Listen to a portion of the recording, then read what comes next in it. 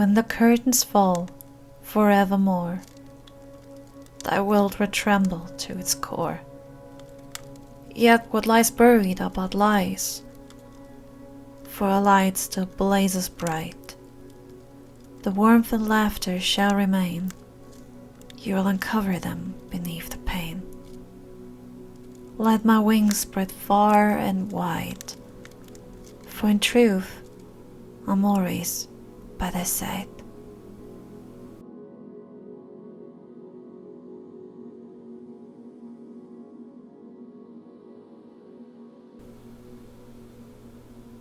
And with that, greetings, my dear Raven lovers, artists, and other crazy people. Welcome to the last door of my advent calendar for 2025. It took longer than anticipated, but at last we made it. As you could probably pick up from the intro, this video will have a different tone to it than the others. The reason for that is the nature of the artworks that you will see me create here. They are memorial pieces, or Memento Mori Art if you will, though I'm not sure if that's the right word for it, because Memento Mori Art is usually there to remind us that death exists as a part of life and not to remember a certain loved one, but I will still refer to it that way. What kicked off this ambition was an event that happened near the end of the year 2024. One of my friends needed to say goodbye to her beloved cat Kira, who was her fellow companion through 18 years. I immediately wanted to draw something that serves as a nice memory piece, but was occupied with a huge project at the time. Near the end of last year, I finally got to do it. And then another tragedy struck. Another friend needed to say her farewell to one of her dogs. His name was Hashi, and he was at her side for 15 years of her life. Naturally, that had a big emotional impact on her. I myself have been on this dark place a couple of times in my life already, and it always left a scar. A scar to remind me how precious life is. And since we became quite some close friends over the last years, I wanted to create something for her as well. So I ended up drawing 2 Memento Mori pieces. Drawing both on the usual A4 format and in my typical style would have been quite a hard task though. I wanted both to be done in time for Christmas after all. Therefore, I decided to go with A5, and while the drawing style is still realism, the coloring is a bit more semi-realistic. But let me start from the beginning. The first step in line was brainstorming. I drew a bunch of tiny rough thumbnails in my sketchbook to get an overall composition done. The concept was clear in my head from the beginning. I wanted something special, not just a normal portrait of the pets that would basically end up being a copy of a photo. I mean, if you already have a photo, why getting the same image again? I wanted to take this to the next level and showcase the deep bond that both of my friends shared with their beloved furry children. Which means that the brainstorming also included a reference hunt. For Kira, I already had quite a lot of photos to work from. And because her human is a cosplayer, I also had a huge number of photos, face and pose references from her. With the help of my boyfriend, I found the perfect composition. For my other friend, it was a bit harder. I had plenty of photos from her on my phone and on Instagram, but not so much from Hashi. I had 2 photos of him as an adult and 2 of him as a pup. That made me struggle a bit more to come up with something. But eventually I was able to settle on a depiction that I liked. As usual, when I work on something so important, I started on a piece of cheap printer paper. This way I feel less pressure while I draw the sketch, and I can trace it over and make corrections as often as I want. But when I was done with the first sheet for the Kira artwork, I encountered something that made me very nervous.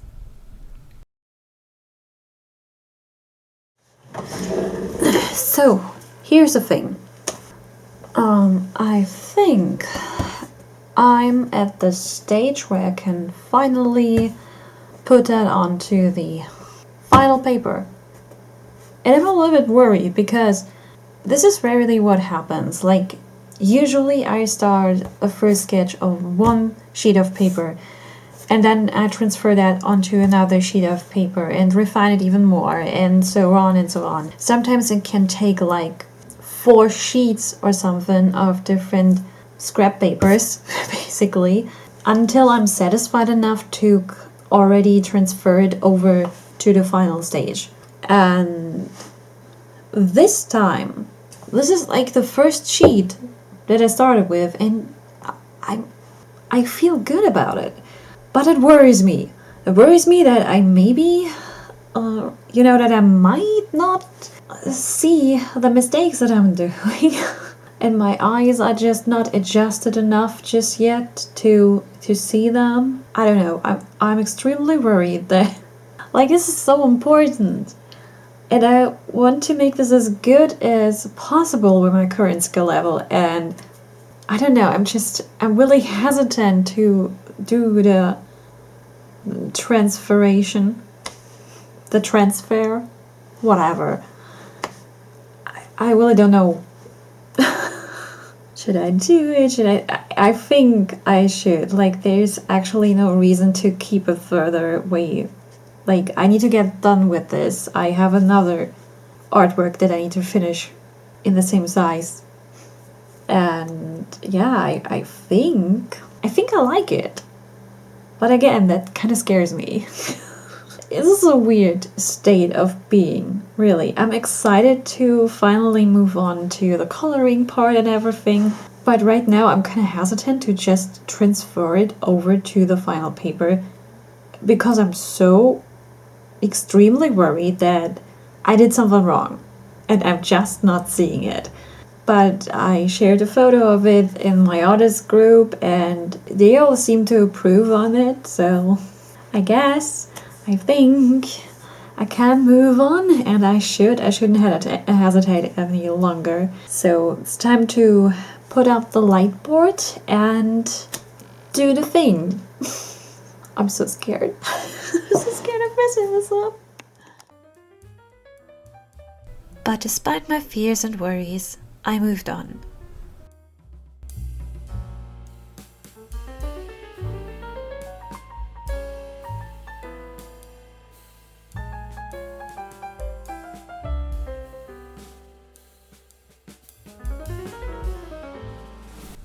So it was time for my trusty light board and my paper of choice. The one from Schöllershammer with the funny name Durex. Again, I have no clue why this line of paper is called that way, but I love working with it. Since it was an A4, I needed to cut it in half, and then the tracing could finally begin.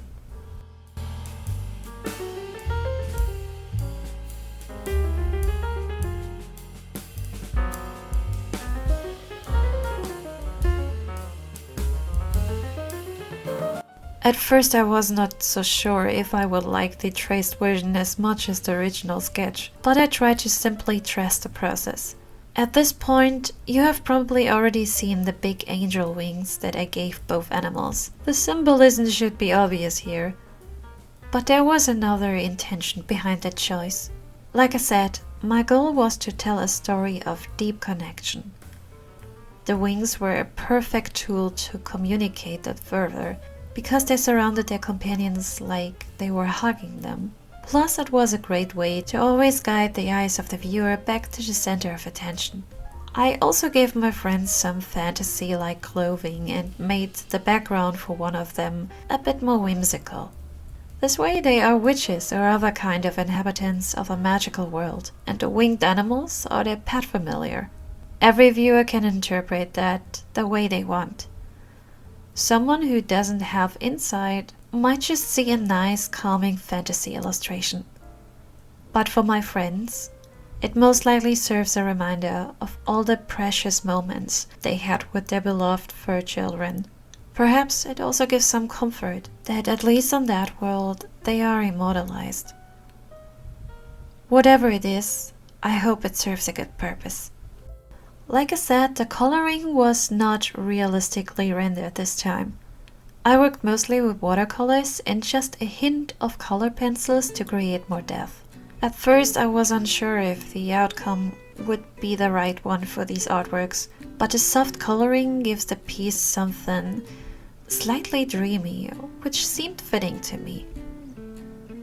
I must say that I've grown quite a liking of working in this format. Perhaps I should consider doing small-sized illustrations more often.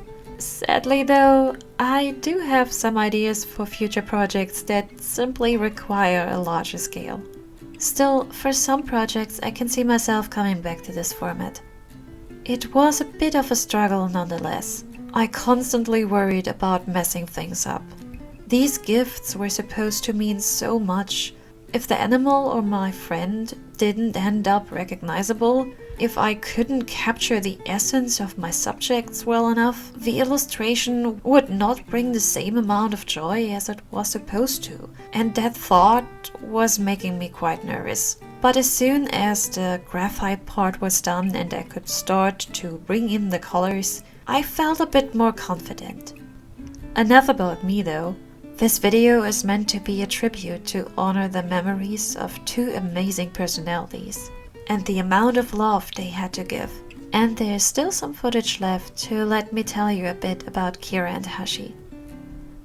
For Hashi, I sadly never got to know him, but it was reported to me that he had a very healthy appetite, and he always greeted my friend when she came back home, even in his last days. And while I'm writing this, I'm not sure if I'm capable of reading this out loud without crying myself, but I'll do my best. For Kira, I can share a bit more. She was very fixated on my friend. No one else was allowed to even touch her. She was very distrustful of other people. And when my friend wasn't home for a long amount of time, she missed her a lot. When my friend came back, Kira usually ran towards her yelling, and when she was picked up, started to lick my friend's face. And I'm already tearing up. Great. But despite the less amount of stories that I'm able to share here, both Kira and Hashi played a huge role in the lives of their bipedal companions, and they always will. As my little poem at the beginning stated, their love will always remain. By the way, a huge shout out to my artist friend Tsian Kala. While the core of the poem is my own work, I can't take full credit for it. My knowledge about fancy old-fashioned English is not as strong, so in order to make it sound more poetic, I needed some help. Therefore you could say that it's a group effort. And because I don't really know what else to say for that part of the video, we will go into time-lapse mode for a bit before I come back to you. I will most likely speed up the process for that a bit so you don't have to wait for too long.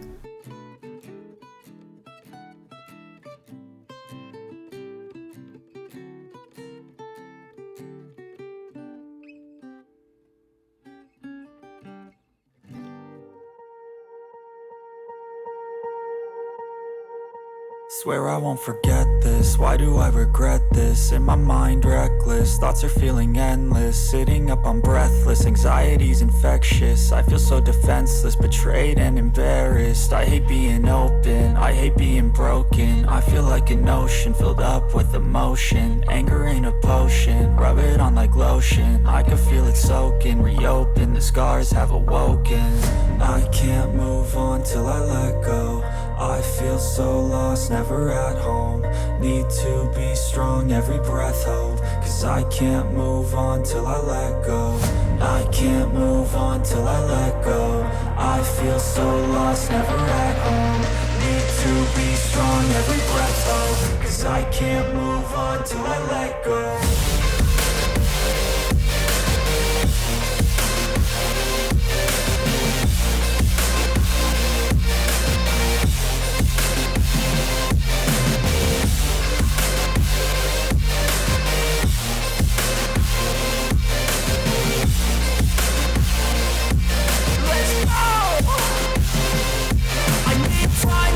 The pain makes it real. I don't wanna feel, I just wanna kill the bad thoughts.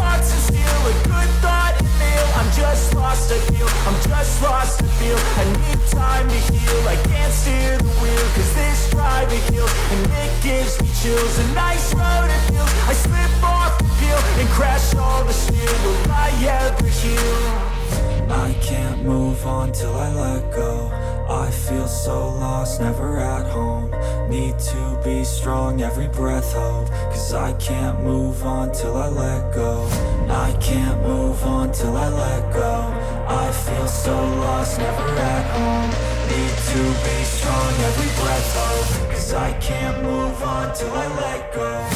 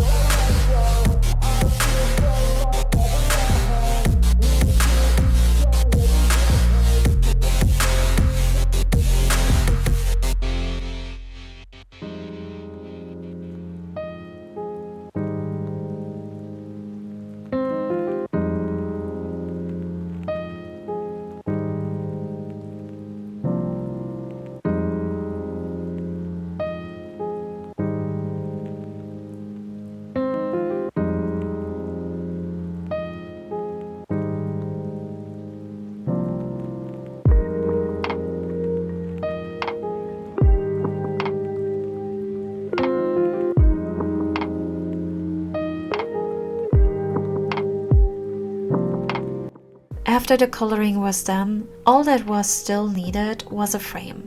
I decided that the typical black frame, which people usually use for pictures of those who passed away, was not the right choice here. I wanted something more positive, something elegant but playful, but it also shouldn't distract from the artwork too much. After a while of searching, I found a perfect one, which even sold in a double pack. Guys, I just got my package. I'm low on battery and I need to depart for work, but we will open this right now. Okay, let's see. They are. Okay, they're packaged together. Just $1 up for both of these. Oh yeah, but they are intact. Oh, they look great. So let's see. I have the image here and it's... Whoa, it is a bit too big. Shoot. I thought it would work, but you know what? It still can work. I will make a little bit of a passport too for that and then it should probably work. Or I just need to place it really carefully. It was a lot of guessworking and measuring out, but yeah, I think that works. And those frames are beautiful. Of course, I should have been suspicious about the incredible low price for two super fancy looking frames, but I wasn't. So they came and I realized that the frames and covers were made out of plastic. The cover develops scratches relatively easy, and it's also not super clear. It diffuses the colors a bit. That was a bit disappointing, but I didn't have time to order something new, so I worked with what I have. Despite the frames being made out of plastic, they still sure look nice. Of course, the covers don't give any kind of protection for the colors. So if you ever get a frame like that, choose a spot for the image where it is not getting hit by direct sunlight. Otherwise, the colors might fade away quite fast. There are frames that have special glass covers that protect the image from the sun a bit, but there are other factors playing into that as well, like how much light fastness the painting/drawing material have, or if they use paper is acid-free. But if you really want to make sure that the colors stay saturated for a long time, you are doing best by always placing your priceless original at a spot that is not facing the window. Anyways, it was finally time to wrap the gifts and get everything ready for shipping. I was so excited for the reactions of my friends, so I added a little note that they should get themselves filmed while unwrapping their gifts. I think it's needless to say that I got to see some very emotional reactions, even some small tears. One of my friends received her gift a bit later, but it was a successful surprise nonetheless. It's moments like these that make creating something with my own hands so special to me. I hope that this year will be better for the two of you, and that my art will bring you some comfort moving forward. I'm sorry that this video came out so late, but it wasn't possible otherwise. As always, a big thanks to all of you who watched until the end. I hope to see you in another video, and until then, keep creating and stay nice to ravens. Bye!